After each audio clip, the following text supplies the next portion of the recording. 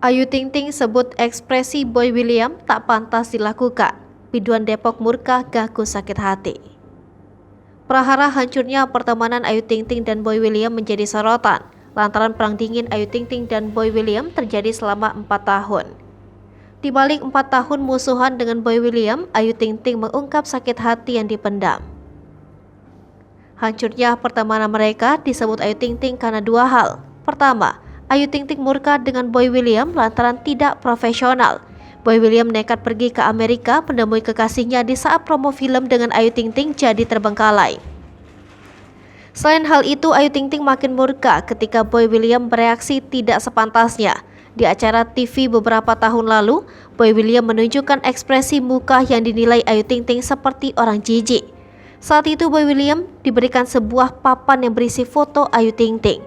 Saat melihat itu, ekspresi wajah Boy William seperti orang yang tidak suka. Hal itu diketahui Ayu Ting Ting dari laporan para fansnya. Diungkap Ayu Ting Ting, kelakuan Boy William tersebut membuatnya marah bahkan sakit hati.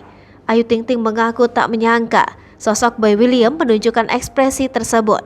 Padahal diakui Ayu Ting Ting, ia menganggap Boy William sebagai seorang teman. Diungkap Ayu Ting Ting, perasaan sayang kepada teman akan dijaganya sampai kapanpun. Hal itu tidak sama dengan Boy William yang dianggap tidak seharusnya menunjukkan ekspresi jijik. Ia pun menyebut Boy William seharusnya bisa menunjukkan ekspresi yang lebih baik. Sementara itu, Boy William mengakui kejadian tersebut, namun ia menyebut tidak ada kesengajaan untuk menunjukkan ekspresi tersebut. Di balik kejadian beberapa tahun lalu, membuat bumbu pertemanan di antara mereka. Boy William pun lantas meminta maaf secara langsung dengan Ayu Ting Ting. Momen hancurnya pertemanan dengan Boy William dianggap Ayu Ting Ting sebagai pelajaran. Kini mereka berdua sudah berbaikan dan kembali menjalin pertemanan kembali.